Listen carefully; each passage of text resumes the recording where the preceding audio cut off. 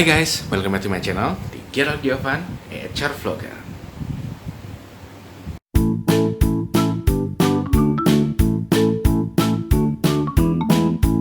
Hai guys, kembali lagi nih bersama saya Gerald Diovan, tentunya di HR Vlogger.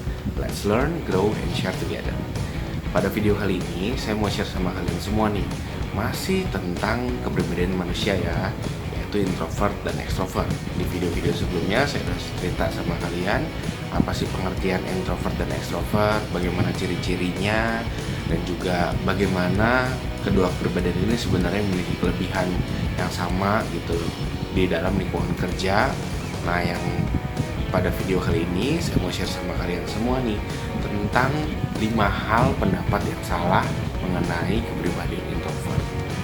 Jadi mungkin di luar sana masih ada beberapa orang yang punya pendapat bahwa orang introvert itu adalah orang-orang yang memiliki kepribadian yang kurang baik. Orang yang introvert itu dinilai orang-orang yang sulit untuk maju atau untuk sukses. Nah, setelah kalian menonton video ini, harapan saya kalian bisa memiliki penilaian yang lebih terbuka agar tidak memiliki penilaian yang salah terhadap orang-orang yang introvert. Mau tahu lebih lanjut? Simak terus ya video ini. Yang pertama, pendapat kalau orang introvert itu nggak suka berkomunikasi dengan orang lain. Nah, ini pendapat yang salah. Sebenarnya orang introvert itu ya layaknya manusia ya, pasti kan pengen lah berkomunikasi dengan orang lain. Cuman orang introvert itu dalam komunikasinya mereka lebih suka membahas hal-hal yang lebih ada maknanya, hal-hal yang lebih berbobot seperti itu. Jadi mereka nggak terlalu suka basa-basi membahas hal yang mungkin ngalor ngidul gitu ya. Tapi coba deh kalian bisa pilih bahan bahasan yang lebih bermakna. Contohnya tentang pengalaman hidup kalian, tentang perjalanan karir kalian, sehingga lawan bicara kita mungkin introvert ini juga semangat dalam menceritakan sisi perjalanan karirnya dia seperti apa, atau sisi pengalaman hidupnya dia seperti apa.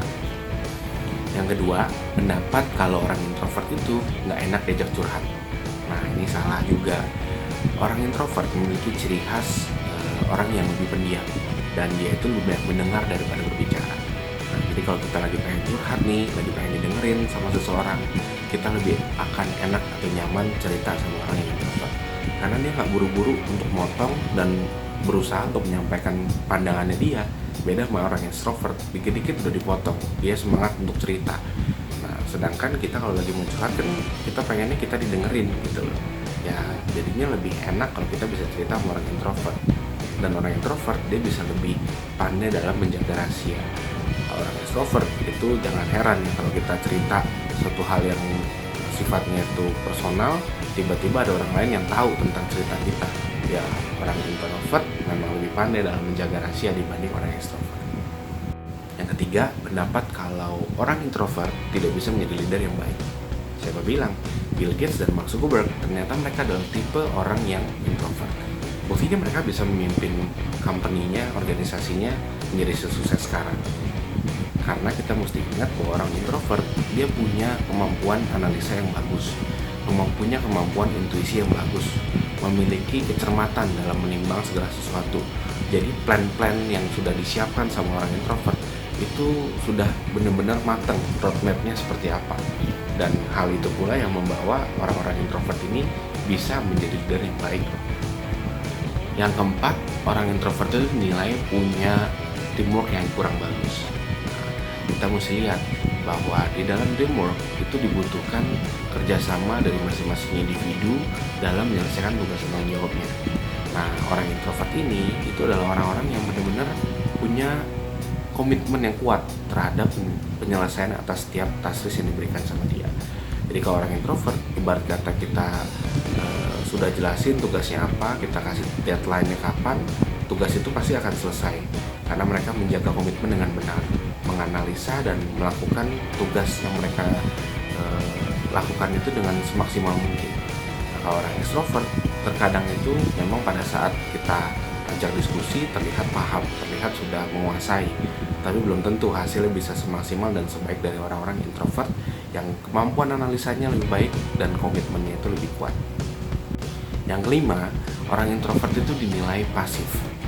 Nah, ini juga kita mesti bisa lihat secara gambaran besar ya, aktif dan pasifnya ini dalam hal apa dulu, kayak gitu. Lalu dalam hal berbicara, ya udah pasti dibanding orang ekstrovert, ya orang introvert itu lebih pasif. Karena memang mereka lebih suka untuk mengamati dan juga menganalisa gitu. Di saat mereka diam, mereka nggak diam aja tanpa ada isinya, tapi mereka berusaha untuk memikirkan dan scanning sesuatu yang ada di dalam lingkungannya dia gitu. Dan kalau sudah berbicara tentang penilaian, tentang suatu analisa, baru orang-orang introvert ini akan terlihat lebih aktif dalam menyampaikan paparannya dia, penilaiannya dia, hasil pertimbangan-pertimbangan dari analisanya dia. Jadi menjadi orang introvert itu bukan suatu keburukan loh, atau kejelekan, karena kita sudah tahu kita punya kelebihan. Orang-orang introvert punya kelebihan yang tidak dimiliki orang ekstrovert. Orang ekstrovert pun juga memiliki kelebihan yang tidak dimiliki orang introvert. Jadi lebih baik kita tetap percaya diri dan juga kita sadari bahwa kita saling membutuhkan. Oke?